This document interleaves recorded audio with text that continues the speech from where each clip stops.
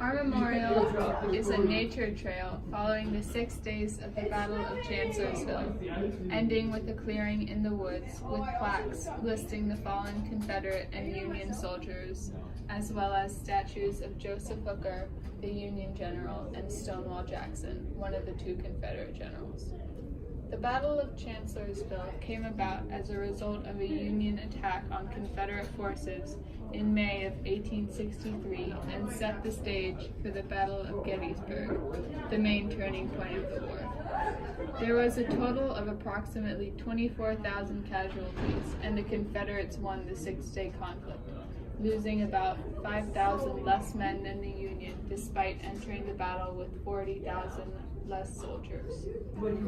We decided that the Confederate statue should be dedicated to Stonewall Jackson instead of Robert E. Lee, because while this conflict served as Lee's greatest defensive victory of the Civil War, Stonewall Jackson's death as a result of being shot on accident by his own men had a major effect on Confederate forces, who found it difficult to view the outcome of the battle as a win as a result.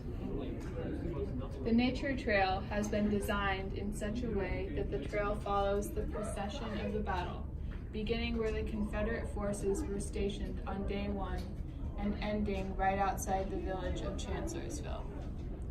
At each of the 8 stops along the trail, there is a plaque detailing the information about that stage of the Battle of Chancellorsville, as well as where the Confederate and Union forces were at that time. Shuttle rides will be available to those unable or unwilling to walk the trail, which is approximately 3 miles long over flat ground, and the shuttle will stop at each of the information plaques along the way. The final stop is at the site of the final conflict, with the statues of Stonewall Jackson and Joseph Hooker on either side of a wall listing the fallen soldiers of both Confederate and Union sides. The layout was designed this way to symbolize Joseph Hooker and Stonewall Jackson pushing against their sides of the wall, which represents the border between the northern and southern states. Stonewall Jackson and Robert E. Lee are pushing to keep the Union out, and Joseph Hooker is pushing the wall to invade into the South. The placement of the plaques is also significant because the forces are seen facing their generals, looking to them for inspiration and in expectation of instructions. This exhibition of the loyalty of troops to their generals represents how unified each of the 2 sides of the conflict were, and how dedicated to their cause they each were to go into battle for what they believed in.